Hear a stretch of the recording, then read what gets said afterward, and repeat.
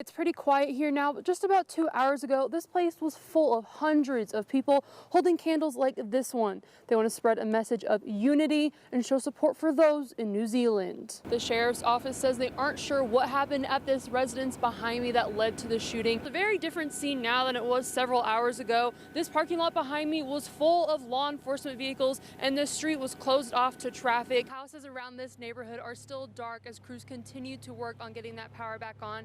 As I walk away, you can see crews working on this apartment building behind me. A tree fell on the power line and on the roof, and work will be continuing late into the night. Idahoans could elect their first female governor in Paulette Jordan. She would also be the nation's first Native American governor. Despite losing in most of their races last night, Idaho Democrats are not giving up just yet. If anyone is looking for any winter wonderland activities this winter season, they need to look no further than the LaBelle Lake Ice Palace in Rigby. I'm joined by my friend Smokey the Bear and Sparky the Fire Dog. Now over here we have kids running through this course. You can see a little boy about to pop out through the tunnel there.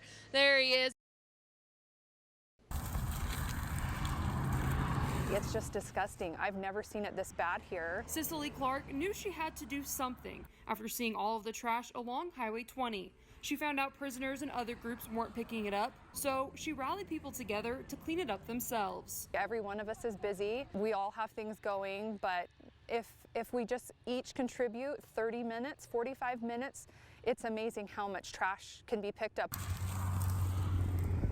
Monday was the fourth time in 2 weeks Clark and others were out on the highway picking up trash. She says they collected 55 bags on their first day and had 135 bags after the third day. They have had nearly 100 volunteers over the 4 days.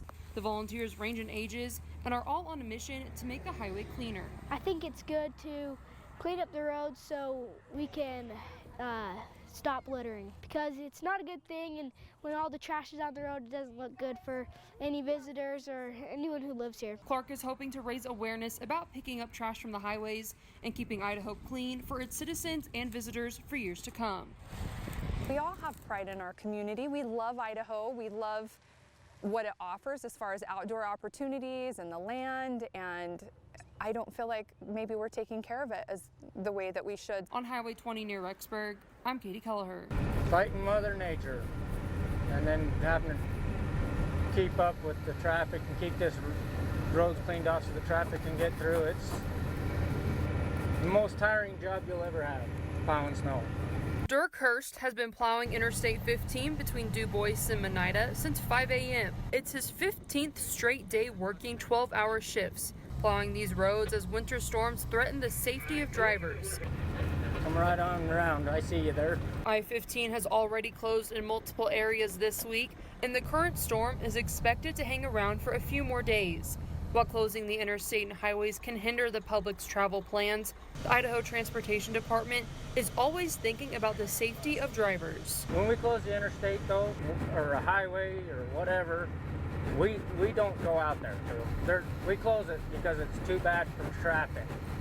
And even though we're plowing snow and trying to keep it open, we're considered traffic. So when we close it, we go home because it's not safe. Snowplow drivers aren't just clearing the roads. There are a lot of variables they watch out for, including drivers in trouble, like their own truck, which got stuck in some snow off an exit. In the wintertime, we are the first responders because we are the first ones on scene all the time because we're out here nonstop. So if there's a wreck, slide off, we do stop, make sure there's no problems. If there's no problems, then we can call it in and get an officer up here to set on them until they can come out.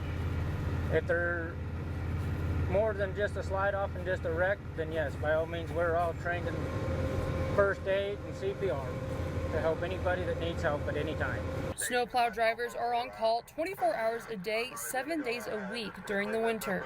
Despite the long hours and very few days off, Hurst says he loves the work. Watching that snow come out of the end of my shoe is the most awesomest thing in the world.